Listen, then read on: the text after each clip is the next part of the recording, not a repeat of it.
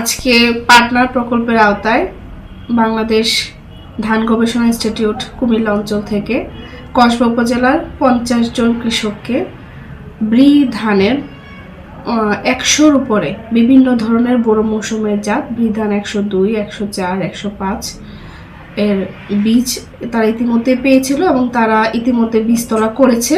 সেই প্রদর্শনীপ্রাপ্ত কৃষকদেরকে আজকে আমাদের ধান গবেষণার পিএসও মহোদয় উপস্থিত আছেন সিনিয়র সায়েন্টিফিক অফিসার এবং সায়েন্টিফিক অফিসার মহোদয় উপস্থিত ছিলেন।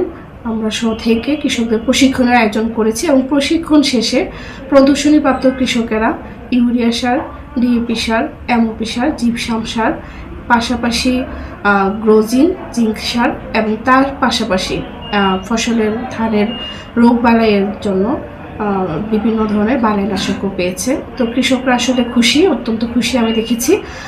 তারা এখন বীজতলা করেছে, যেহেতু এখন আবাদের মৌসুম শুরু হয়ে গেছে, তারা এই উপকরণগুলোকে যথাযথভাবে ব্যবহার করে খুব ভালোভাবে আশা করি বোরো ধানের আবাদ নিশ্চিত করবে। আপনাকে যে কৃষি অফিসে সার এবং বীজ দিয়েছে, কীটনাশক দিয়েছে, এতে করে আপনার কতটুকু খুশি? আমার নাম হচ্ছে বাবুল মোল্লা, আমার বাড়ি গোপীনাথপুর 1 নং ওয়ার্ড। কৃষক এই সরকারের তরফ থেকে এটা একটা প্রকল্প, এটা আমাদেরকে যা দিছে 100 শতক 3 একর জমির জন্য জিঙ্ক এবং কীটনাশক, জিম সার, ইউরিয়া সার, টিএসপি, এমওপি এবং যা যা লাগে এই 100 শতক জমির জন্য তা পরিমাণ মতে দিছে। এবং ধানের জাতও ভালো জাত দিছে 108 এবং খুব আপডেট নতুন জাত সার দিছে, টিহা দিছে, সব কিছু আমরা পাইছি।